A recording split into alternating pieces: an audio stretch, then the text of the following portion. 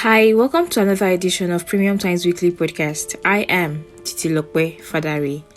There was an immense outpour of emotions this week. The body of Bamise Ayonwola, a lady that was allegedly killed by a bus rapid transit driver, has been buried in Lagos on Friday. Recall that Bamise went missing on 26 February while returning to Ota from Aja. Her body was discovered some days later. The driver of the bus, Andrew Ominikorong, is facing 4 counts of conspiracy, rape, and murder over her death. Family and friends were in tears as they gathered at the cemetery to bid her farewell. Pictures and footages of the burial were indeed heartbreaking. Also, famous Nigerian gospel singer Sammie Okposo was finally laid to rest at a private cemetery in Ikoyi after a church service on Thursday. The late singer's widow, Ozioma, who was adorned in a white outfit, could not control her tears as she performed final rites of pouring sand into the deceased grave.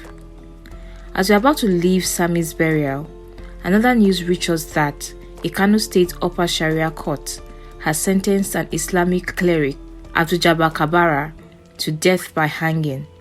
The judge said Mr. Kabara was found guilty of the 4-count charge of blasphemy filed by the Kano State government. Mr. Kabara was arrested at his home in Kano State and arraigned on 16 July 2021 before an Upper Sharia court at Kofa Kudu, Emir's Palace. My colleague who has an understanding of the matter said the cleric was charged by the Kano State government with blasphemy, incitement, and sundry offense. Meanwhile, you should know that the campaign of the People's Democratic Party was held in Anambra State during the week. PDP's presidential candidate, Atiku Abubakar, told residents that he's going to be a stepping stone for an Igbo presidency in Nigeria.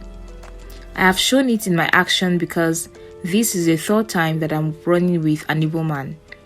If you really want to produce a president, then vote for Atiku Okowa ticket, Mr. Atiku told his crowds. In another breath, the chairman of EFCC, Abdulrasheed Bawa, has said the commission has recovered over 30 billion naira from the suspended Accountant General of the Federation, Ahmed Idris, who is facing corruption charges.